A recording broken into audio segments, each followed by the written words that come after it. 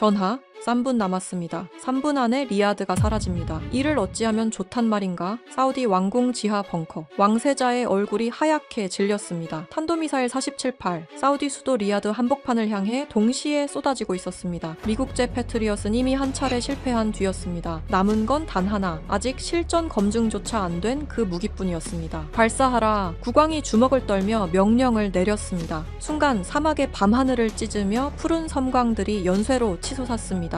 그리고 믿을 수 없는 일이 벌어졌습니다. 47발, 단 한 발의 예외도 없이 공중에서 전부 박살이 난 겁니다. 벙커 안이 정적에 휩싸였습니다. 그리고 누군가 한마디를 내뱉었습니다. 이게 한국 무기라고? 도대체 그 밤 사우디를 구한 그 무기의 정체는 뭘까요? 그리고 왜 미국은 이 사실을 감추려 했을까요? 저는 사우디아라비아 국방부 차관을 지낸 파이살 알-라시드입니다. 군 정보국에서 출발해 합참 전략 기획을 거쳤고 왕세자 전하께 직접 안보 보고를 올리는 자리에서 이 나라의 방패를 고르는 일을 맡아왔습니다. 25년 넘게 이 길에 있었습니다. 그런데 그날 밤 척추를 타고 올라온 서늘함만큼은 어떤 전장에서도 느끼지 못한 종류였습니다. 공포라는 한 단어로는 부족합니다. 내가 쌓아올린 이 나라의 안보 체계가 통째로 무너질 수 있다는 내장이 비틀리는 종류의 전율이었습니다. 그날 리야드는 이상하리만큼 고요했습니다. 킹 파하드 대로변 카페에서 대취하자 커피 연기가 피어오르고 왕궁 외곽 순찰로에는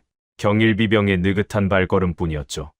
평범한 아라비아의 밤이었습니다. 밤 9시를 갓 넘겼을 때 관저 책상 위 직통 전화기가 울렸습니다. 합참 지하 작전실에서 오는 코드 레드 회선. 이 전화가 울리면 뜻은 하나입니다. 나라가 위험하다는 거죠. 수화기 너머로 먼저 들어온 건 장교의 목소리가 아니라 실전 공습 경보음이었습니다. 차관님, 이란 본토에서 대규모 발사 징후가 동시다발로 포착됐습니다. 탄도탄, 순항미사일, 자폭드론 합산 수십 발 이상, 전부 리야드 방향입니다. 보고서를 쥐고 있던 손이 돌처럼 굳었습니다. 저는 대기 중이던 방탄 차량에 뛰어올라 왕궁으로 질주했습니다. 시내 곳곳에서 사이렌이 터지고 있었죠. 왕세자 전하를 모시고 지하 벙커로 내려가 이중 방폭문이 닫히는 순간 초대형 전술 스크린 12개가 일제히 켜졌습니다. 이란 현대 기지 여러 곳에서 쏟아져 나온 붉은 표식들이 화면을 뒤덮고 있었습니다. 핏물을 쏟아부은 것처럼 무수한 점들이 리야드를 향해 밀려왔습니다.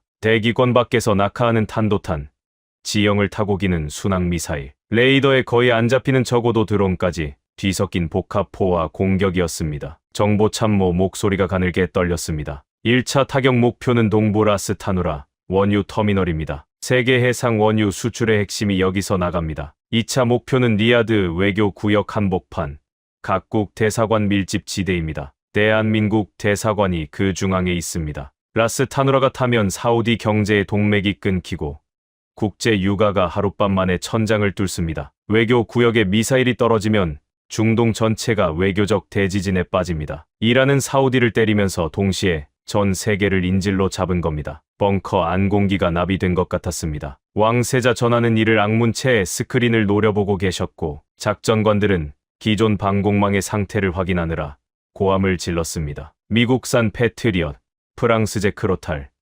일본이 핵심 부품을 공급한 유럽제 중거리 체계까지 천문학적 비용으로 쌓은 다층 방공망이었지만 화면의 붉은 점 숫자와 궤적 앞에서 모든 군인이 같은 결론에 도달했습니다. 이것만으로는 전부 못 막는다. 단 한 발이라도 뚫리면 끝입니다. 미사일 잔여 비행 시간이 초 단위로 줄어드는 그때 1년 전의 기억이 번개처럼 스쳤습니다. 차세대 방공 사업 국제 입찰, 미국 로키드 마틴, 프랑스 탈레스, 일본 미쓰비시가 연합해 리야드로 몰려들었던 그 전쟁. 모두가 하나같이 한국의 천궁 체계를 짓밟으려 했습니다. 리야드 리츠칼튼 최상층 만찬 자리. 미국 측 수석부 사장 에드워드 캠벨이 올드 패션드 잔을 흔들며 입을 열었죠. 차관님, 사우디가 왜 2등석 무기를 사야 합니까? 한국은 반도체랑 드라마를 잘 만드는 나라지 미사일을 막아본 나라가 아닙니다. 프랑스 측 장 피에르 뒤발이 와인잔을 기울이며 거들었습니다. 카탈로그가 전장에서 미사일을 막아줍니까? 실전 기록이 단 하나라도 있습니까? 일본 미쓰비시의 나카무라 케니치가 정중한 미소 뒤에 가시를 심었습니다. 한국 부품이 가전에서는 훌륭하지요. 다만 오작동 한 번이면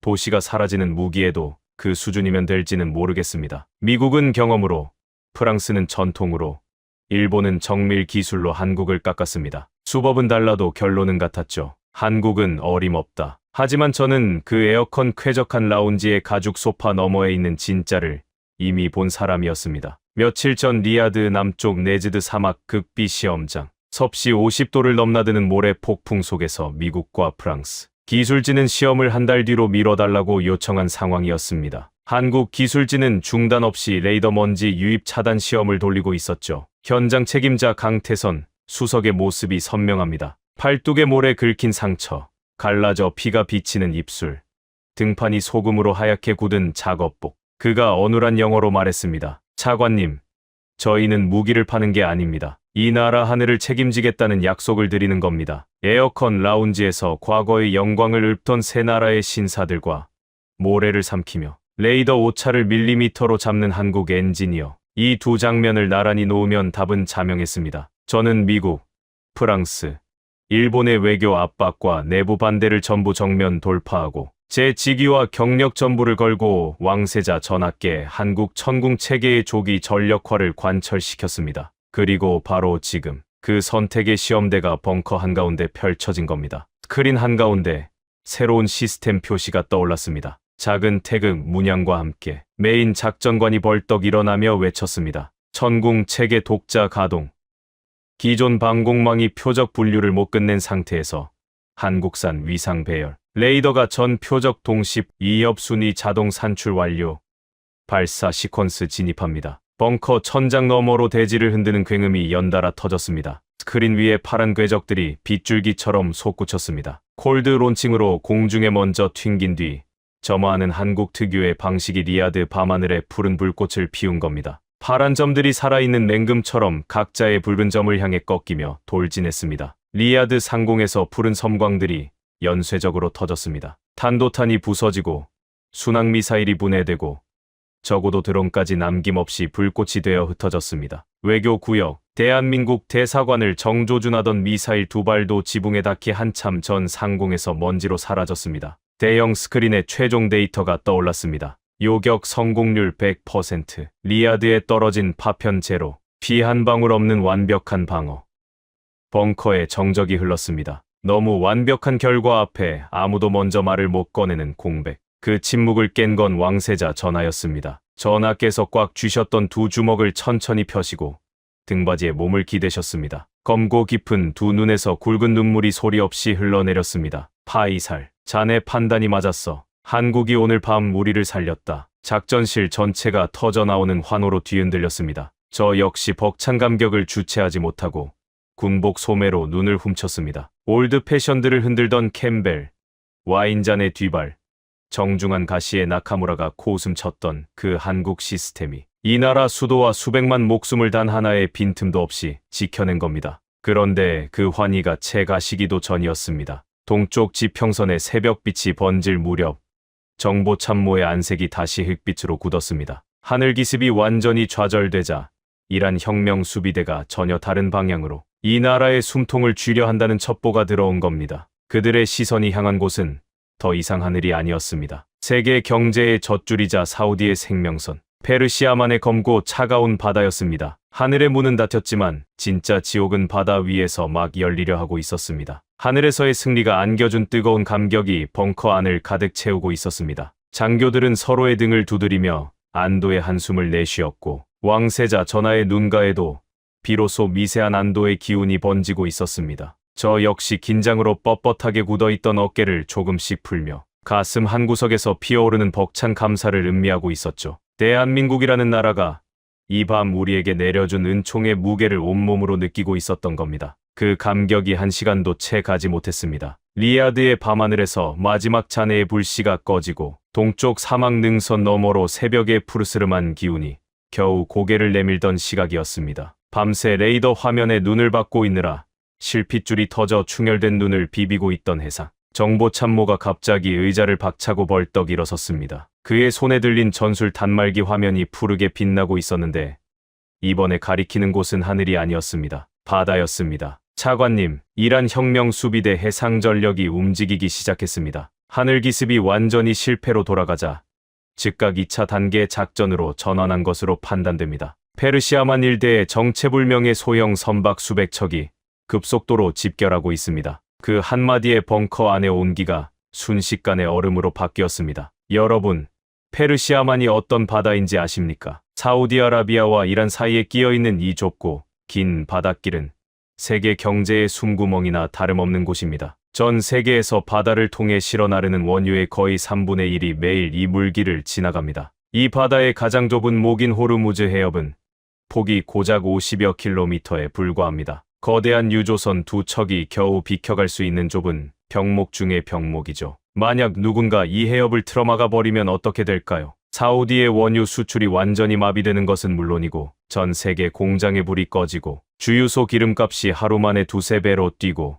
지구 반대편 서울의 택시 미터기까지 영향을 받게 됩니다. 이 좁은 바닷길 하나가 전 세계 70억 인구의 일상을 쥐고 흔들 수 있는 그런 급소인 겁니다. 이란은 하늘에서 정면으로 주먹을 날렸다가 코피를 터뜨린 뒤 이번에는 가장 치사하고 야비한 방법을 택한 겁니다. 우리의 경제 혈관을 서서히 틀어쥐고 피를 말리는 전략이었습니다. 스크린을 해상 전술 모드로 전환하라고 소리쳤습니다. 화면이 바뀌는 순간 눈앞에 펼쳐진 광경에 저도 모르게 신음이 새어나왔습니다. 페르시아만 전역에 걸쳐 수백 개의 작은 점들이 무질서하게 움직이고 있었습니다. 이란은 수천 톤짜리 구축함이나 호위함을 정정당당하게 끌고 나온 것이 아니었습니다. 대신 그들이 풀어놓은 것은 정체를 알 수 없는 소형 고속정 수백 척이었습니다. 생김새는 평범한 어부의 나룻배나 작은 레저용 보트와 다를 바가 없었습니다. 군함에 군자도 붙어있지 않았고 군복을 입은 인원도 보이지 않았습니다. 그냥 바다 위에 떠있는 여느 민간 선박처럼 보였죠. 그런데 속도가 문제였습니다. 그 작은 배들이 시속 100km가 넘는 미친 듯한 속도로 바다 위를 가르고 있었습니다. 물살을 쪼개는 게 아니라 수면 위를 날아다닌다는 표현이 맞을 정도였습니다. 그리고 정보 분석관이 위성 영상을 확대하자 소름이 돋았습니다. 그 작고 평범해 보이는 배들의 갑판 덮개 아래에 중화기관 총과 대전차 로켓이 장착되어 있었고 일부 선박에는 소형 어뢰까지 적재되어 있었습니다. 양의 탈을 쓴 늑대가 수백 마리 풀려 나온 겁니다. 놈들의 전술은 간교했습니다. 우리 사우디 국기를 달고 페르시아만을 지나는 거대한 유조선 곁에 바짝 달라붙어 위협 기동을 하다가 이쪽에서 대응하려는 순간 미끄러지듯 수면 위를 튕겨나가며 사라지기를 반복했습니다. 직접 때리지는 않지만 시퍼런 칼날을 목덜미에 들이대고 있는 꼴이었습니다. 언제든 찌를 수 있다는 무언의 위협이었죠. 이 소식이 전파되자 바다가 순식간에 얼어붙었습니다. 글로벌 해운사들이 줄줄이 페르시아만 운항 중단을 선언했습니다. 해상 보험료가 몇 시간 만에 10배 가까이 폭등했습니다. 원유를 실어 나르던 초대형 유조선들이 해협 입구에서 닻을 내리고 꼼짝도 하지 않았습니다. 총 한 발 쏘지 않고도 사우디의 경제 동맥이 막혀가고 있었던 겁니다. 우리 해군이 긴급 출동했습니다. 수천 톤급 호위함과 초계함이 최대 속력으로 페르시아만을 향해 달려갔죠. 하지만 이건 코끼리한테 파리채를 쥐어준 격이었습니다. 덩치 큰 우리 군함이 그 빠르고 작은 고속정 수백 척을 하나하나 쫓아다닌다는 것 자체가 불가능했습니다. 놈들은 우리 군함이 접근하면 거미줄처럼 사방으로 흩어졌다가 군함이 돌아서는 순간 다시 상선들 곁으로 달라붙었습니다. 마치 모기떼가 사람을 미치게 만드는 것과 같았습니다. 한 마리를 잡으려 손바닥을 휘두르면 이미 세 마리가 다른 곳을 물고 있는 시기였죠. 우리 해군은 넓디 넓은 바다 위에서 끝없는 술래잡기에 갇혀버렸습니다. 그런데 우리를 진짜 벼랑 끝으로 몰아넣은 건 이 모기떼가 아니었습니다. 정보 참모가 추가 첩보를 보고하는 순간 벙커 안의 공기가 한 번 더 얼어붙었습니다. 이란이 낡은 민간 화물선으로 위장한 대형 선박의 화물칸 안에 수십 대의 자폭 드론을 숨겨놓고 바다 위를 떠돌게 하고 있다는 정보였습니다. 겉으로는 녹슨 컨테이너를 실은 평범한 화물선인데 그 철판 아래에는 날개를 접은 채 출격 명령을 기다리는 드론들이 벌집처럼 빼곡히 들어차 있었던 겁니다. 한마디로 바다 위를 떠도는 이동식 미사일 기지를 만들어 놓은 것이었습니다. 육지에서 드론을 날리면 발사 지점이 즉각 노출되어 천궁체계의 반격을 받게 되니까 수천 척의 민간 선박 사이에 섞어놓고 눈에 띄지 않게 바다를 떠돌며 때를 기다리게 한 겁니다. 이 유령 선박이 대체 어디에 있는지 언제 갑판을 열고 드론대를 쏟아낼지 전혀 알 수가 없었습니다. 페르시아만 위에는 이 시각에도 합법적으로 운항하는 민간 선박이 수천 척 떠 있었습니다. 그 속에서 드론을 품은 위장 모함을 찾아내는 건 모래사장에서 특정한 모래알 하나를 골라내라는 것과 다를 바가 없었습니다. 어느 순간 저 화물선의 철판이 열리고 수십 대의 드론이 우리 유전 시설을 향해 혹은 다시 리아드를 향해 날아올 수 있다는 사실. 그게 벙커 안의 모든 사람을 미치게 만들고 있었습니다. 천궁이 하늘에서 만들어낸 완벽한 승리가 바다라는 전혀 다른 전장에서 무의미해질 수 있다는 공포. 총성 한 발 없이 우리 경제의 피가 말라가고 보이지 않는 적이 언제든 하늘의 공포를 재현할 수 있다는 이중의 악몽이 동시에 조여오고 있었습니다. 하늘의 문은 분명히 걸어 잠갔습니다. 하지만 바다 밑에서 올라오는 이 차갑고 끈적한 공포는 하늘에서 쏟아지던 미사일보다 어쩌면 더 잔인한 것이었습니다. 바다 위의 위장 드론 모함, 이 보이지 않는 유령을 찾아내지 못하면 우리는 영원히 이란의 칼끝 위에서 살아야 합니다. 왕세자 전하께서 끝내 평정심을 잃으셨습니다. 책상을 거칠게 내리치시며 명령하셨습니다. 정찰기란 정찰기는 전부 띄워라. 레이더를 최대 출력으로 돌려서 저 위장 선박들을 당장 찾아내란 말이다. 저는 즉시 우리 사우디가 보유한 최신 해상 초계기와 조기 경보기를 전부 페르시아만 상공으로 출격시켰습니다. 미국에서 도입한 P8 포세이돈 해상 초계기, 프랑스제 해상 감시 레이더, 그리고 일본이 핵심 전자 부품을 납품한 유럽제 다목적 정찰 체계까지 대당 수천억 원을 호가하는 세계 최정 상급이라는 이름이 붙은 장비들이었습니다. 도입 당시 미국 측 캠벨이 뭐라고 했는지 기억납니다. 위성턴 펜타곤에서 검증된 세계 최고의 해상 감시 능력이라고 가슴을 쳤었죠. 프랑스의 뒤발도 거들었습니다. 지중해에서 북해까지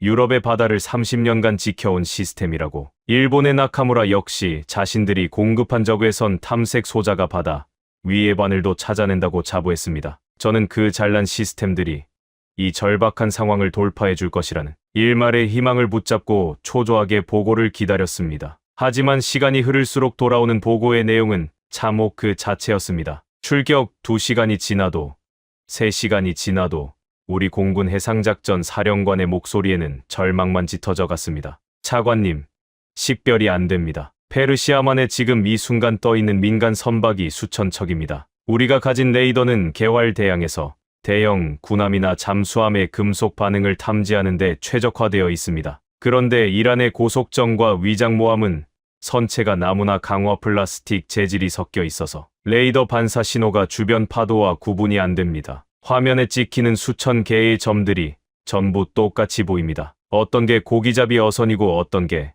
드론을 품은 늑대인지 분간할 방법이 없습니다. 그의 목소리가 한 톤 더 가라앉았습니다. 적외선 탐색도 시도했습니다. 하지만 페르시아만은 수온이 높고 낮 동안 태양열을 머금은 선박 수천 척이 전부 비슷한 열 신호를 뿜어내고 있습니다. 일본제 적외선 소자의 해상도로는 무장 선박과 일반 어선의 열 패턴 차이를 구별해내는 것이 물리적으로 불가능합니다. 우리는 지금 한낮에 사막에서 선글라스를 벗고 특정 모래알 하나를 찾으라는 명령을 받은 것이나 마찬가지입니다. 그 참담한 보고를 듣는 순간 저는 이를 너무 세게 악문 나머지 잇몸에서 피가 배어나오는 것을 느꼈습니다. 천문학적인 국가 예산을 쏟아부어 사들인 미국의 자존심, 프랑스의 전통, 일본의 정밀함, 세계 최고라는 이름을 달고 온 그 화려한 장비들이 실전이라는 잔인한 시험대 앞에서, 그것도 적의 야비한 비대칭 전술 앞에서 그저 비싸고 무거운 고철 덩어리에 불과하다는 진실을 뼈로 깨달은 겁니다. 리츠칼튼 라운지에서 올드 패션들을 흔들며 세계 최고라고 가슴을 치던 캠벨, 와인잔 너머로 유럽의 자부심을 읊조리던 뒤발, 정중한 미소 뒤에 가시를 품고 한국 부품의 품질을 은근히 깎아내리던 나카무라, 그 세 사람의 얼굴이 동시에 머릿속을 스쳤습니다. 당신들의 그 잘난 기술이 지금 이 바다에서 우리에게 해준 것이 대체 뭡니까? 수천억을 받아가고도 적의 위장 어선 한 척 찾아내지 못하는 이 눈먼 장비들이 당신들이 그토록 자랑하던 최고의 결과물입니까? 분노가 치밀었지만 더 큰 문제는 분노 뒤에 밀려오는 절망이었습니다. 벙커 안에는 다시 무덤 같은 침묵이 내려앉았습니다. 하늘에서는 천궁 덕분에 완벽한 승리를 거두었지만 바다에서 경제의 핏줄이 하나씩 끊어져 가는 것을 속수무책으로 지켜봐야만 하는 상황이었습니다. 포탄 한 발 리야드에 떨어지지 않았는데 주식 시장은 이미 곤두박질 치고 있었고 거리의 시민들은 불안에 사로잡혀 생필품을 쓸어 담기 시작했습니다. 총성 없는 전쟁에서 우리가 지고 있었던 겁니다.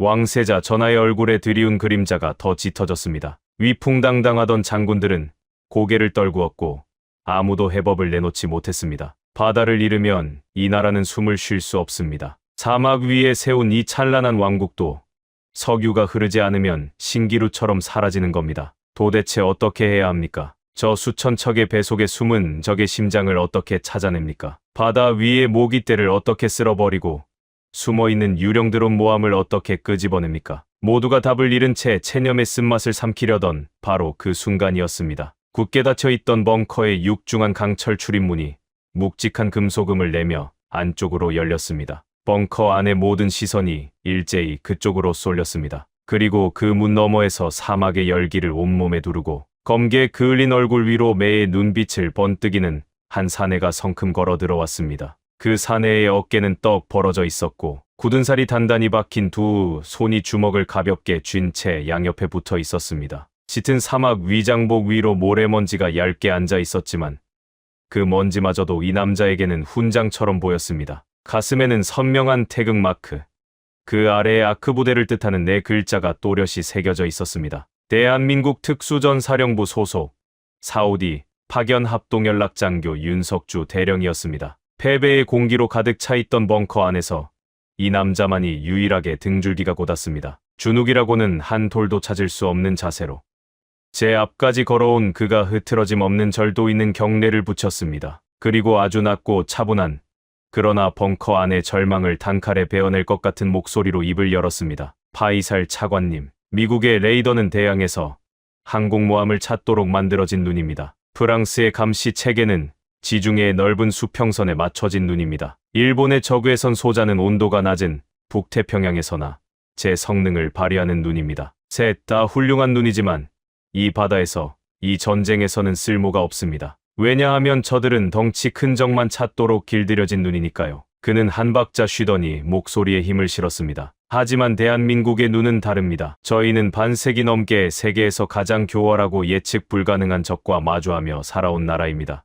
북한이 수백 척의 고속정과 잠수정으로 기습해 올 수 있는 서해 바다에서 파도와 어선 사이에 숨은 적의 미세한 흔적까지 잡아내는 기술을 피눈물로 만들어낸 나라입니다. 그의 거친 손에 검은색 특수보안 저장 장치가 하나 쥐어져 있었습니다. 방금 전 대한민국이 독자 기술로 쏘아 올린 다목적 정찰 위성과 초정밀 전자광학 위성 네트워크가 페르시아만 전역의 해상 데이터 스캔을 완료했습니다. 벙커 안이 술렁였습니다. 저는 그 말의 의미를 즉각 알아들었지만 차마 믿기 어려워 되물었습니다. 스캔을 완료했다니 그게 무슨 뜻입니까? 윤석주 대령의 입꼬리가 아주 미세하게 올라갔습니다. 적에게는 사신의 미소이고 우리에게는 구원자의 미소였습니다. 단순히 위에서 사진을 찍은 게 아닙니다. 이란이 아무리 나무판자와 어망으로 배를 감싸고 민간 어선처럼 꾸며놓아도 배 안에서 뿜어져 나오는 비정상적인 열화상 패턴까지는 숨기지 못합니다. 무장 고속정의 엔진은 일반 어선과 발열 구조가 다르고 드론 모함의 화물칸 내부 온도는 너와 완전히 다른 열 지문을 남깁니다. 거기에 더해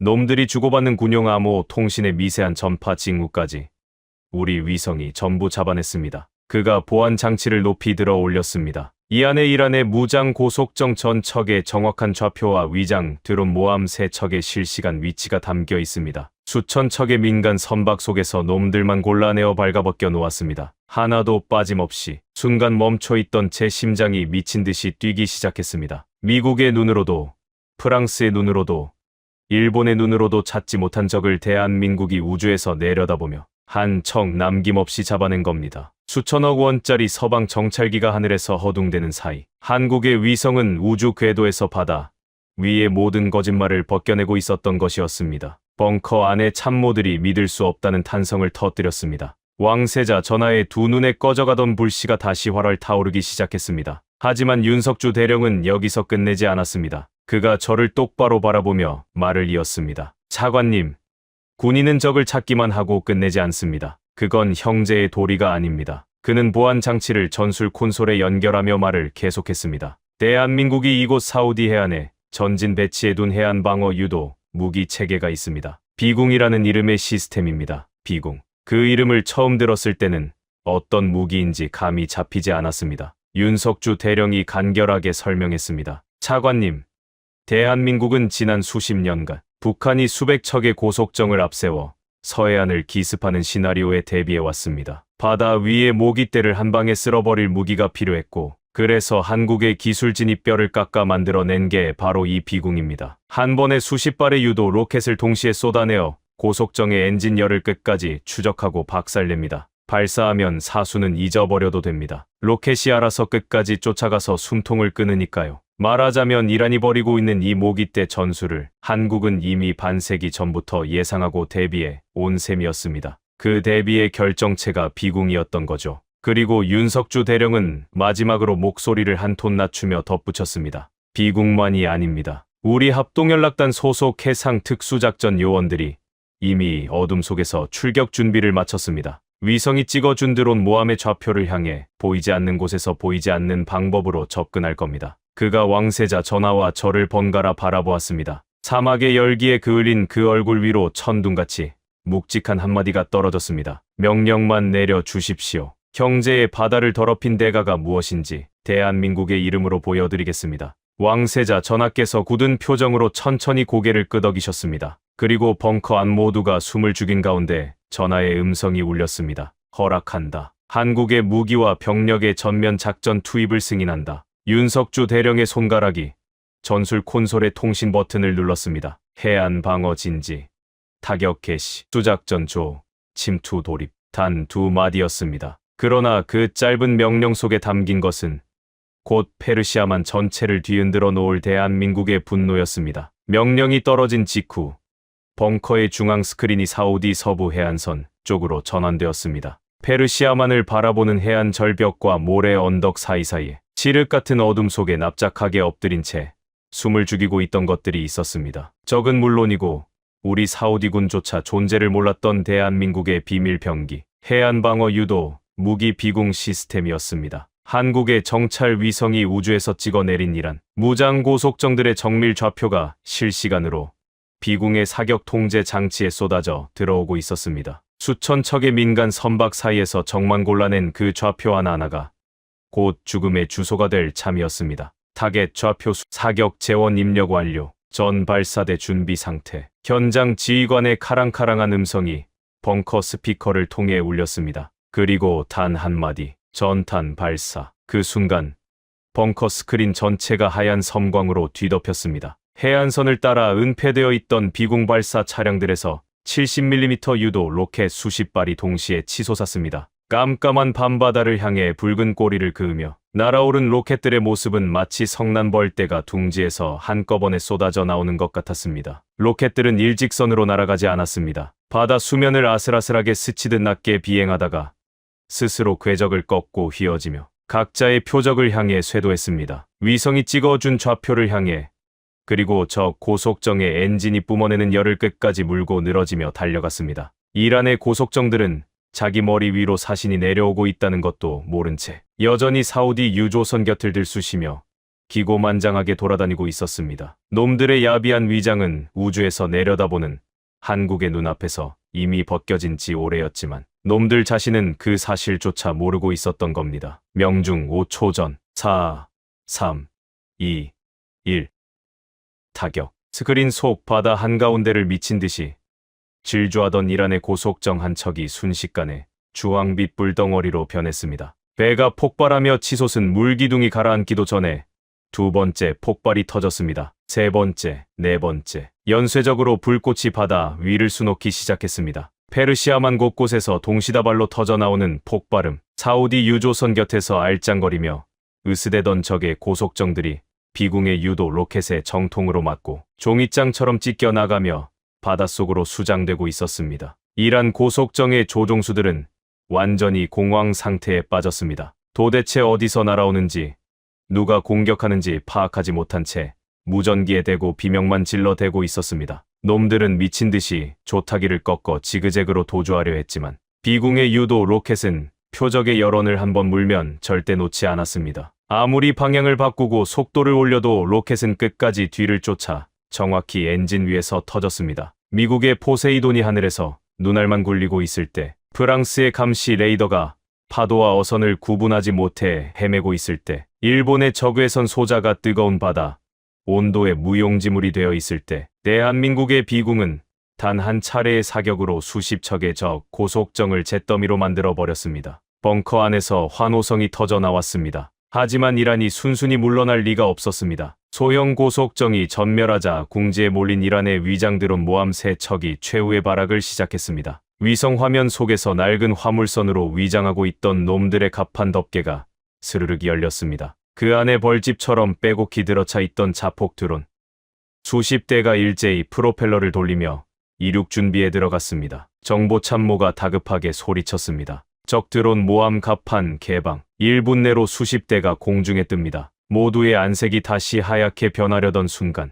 윤석주 대령은 여전히 차갑게 가라앉은 표정으로 모니터를 응시하고 있었습니다. 그가 낮게 읊조리듯 말했습니다. 걱정하실 것 없습니다. 놈들의 뇌를 이미 우리가 접수했으니까요. 그 말의 의미를 이해하기도 전이었습니다. 이륙을 위해 프로펠러를 요란하게 돌리던 적의 드론들이 갑자기 이상하게 움직이기 시작했습니다. 공중으로 뜨려던 녀석이 고도를 잡지 못하고 갈팡질팡하다 옆으로 나동그라졌고 발사대 위의 녀석들은 서로 엉키고 충돌하며 스파크를 일으켰습니다. 어떤 녀석은 갑자기 엔진이 꺼지며 갑판 아래로 처박혔고 또 어떤 녀석은 방향을 정반대로 틀더니 바다를 향해 곤두박질 쳐버렸습니다. 단 한 대도 정상적으로 하늘에 오르지 못했습니다. 놈들의 드론은 자기네 모함 갑판 위를 아수라장으로 만들고 있었습니다. 이게 대체 무슨 겁니까? 제가 떨리는 목소리로 묻자 윤석주 대령이 옅은 미소를 띠며 대답했습니다. 보이지 않는 전파의 전쟁입니다. 대한민국의 전자전 체계가 개입한 겁니다. 놈들이 드론을 조종하는 데 쓰는 통신 주파수와 위성 항법 신호를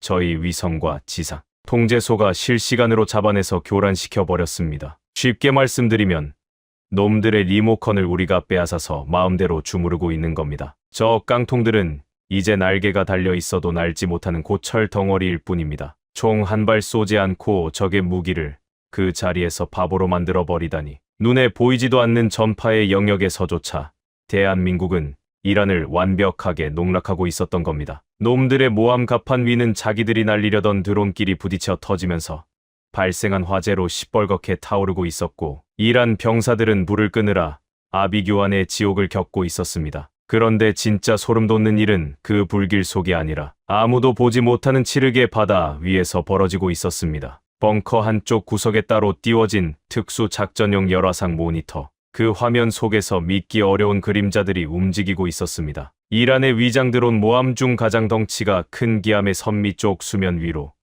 검은 고무 보트 두 척이 유령처럼 소리 없이 미끄러져 다가가고 있었습니다. 보트 위에는 머리부터 발끝까지 검은 잠수복과 전술 장비로 무장한 사내들이 바닥에 납작 엎드려 있었습니다. 대한민국 특수전사령부 소속 사우디 파견 합동연락단 해상팀들이었습니다. 낮에는 사우디 군과 합동 훈련을 하고 밤에는 사막의 열기 속에서 잠도 줄여가며 체력을 단련하던 그 사람들이었습니다. 그들의 입에는 숨을 쉴 때 기포조차 올라오지 않게 해주는 폐쇄형 호흡기가 물려 있었고 보트의 전기 모터는 파도 소리에 완전히 묻힐 만큼 조용했습니다. 완벽한 은밀 접근이었습니다. 적 모함에 다가간 요원들은 갈고리 달린 특수 로프를 소리 없이 갑판 난간에 걸었습니다. 그리고 10m가 넘는 가파른 철제 선체를 순식간에 기어 올랐습니다. 발소리 하나, 장비 부딪히는 소리 하나 나지 않았습니다. 만약 위에서 경비병 한 명이라도 눈치챈다면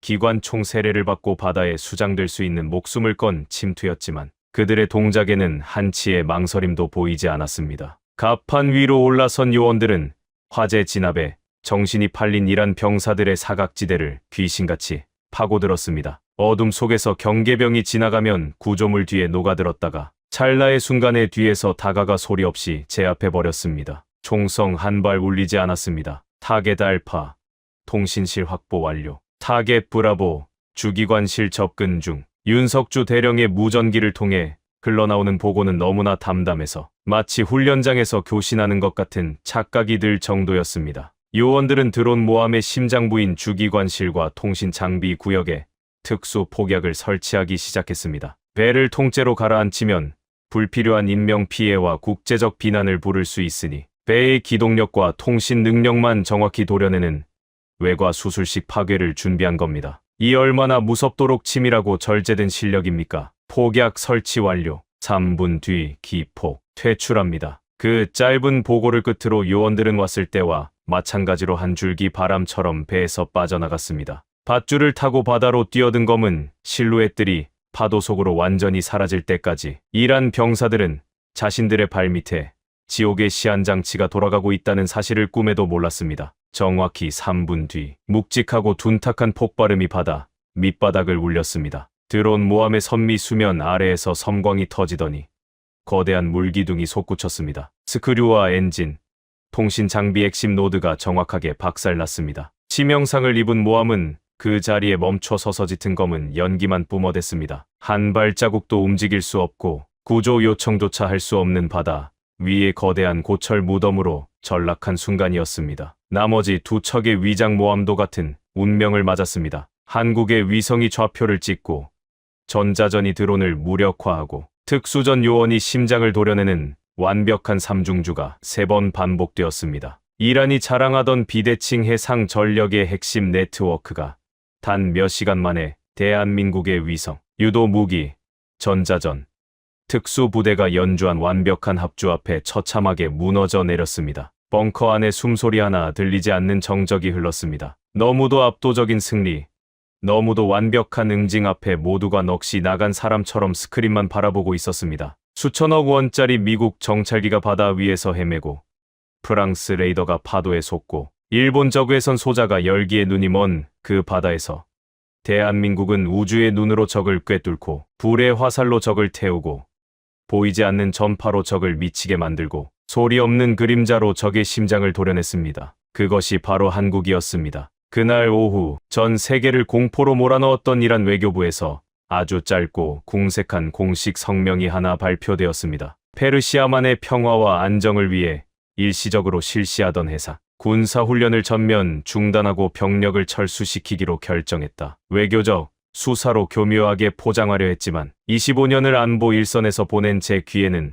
단 한 줄로 번역되어 들렸습니다. 더 이상 싸울 능력이 없다. 하늘에서도 바다에서도 전파 속에서도 한국과 사우디 연합군에게 완벽하게 패배했다는 백기투항이었습니다. 성명이 발표되자마자 얼어붙었던 세계 경제가 숨통을 틔우기 시작했습니다. 하늘 높은 줄 모르고 치솟던 국제 유가가 안정세로 돌아섰고 페르시아만 입구에서 닻을 내리고 꼼짝 않던 초대형 유조선들이 다시 기적을 울리며 해협을 건너기 시작했습니다. 사우디의 경제 동맥에 다시 뜨거운 피가 흐르기 시작한 겁니다. 전 세계 언론과 군사 전문가들이 경악했습니다. 영국의 한 권위 있는 군사 전문 매체는 이런 분석을 내놓았습니다. 한국이 보여준 것은 단순한 무기 수출이 아니다. 우주의 위성 정보, 하늘의 방공망, 바다의 타격 무기, 전자전, 그리고 특수 부대의 침투까지 하나의 네트워크로 완벽하게 엮어낸 통합작전의 승리다. 세계 방산 시장의 판도는 이제 한국을 중심으로 다시 짜여야 한다. 정보참모의 보고에 따르면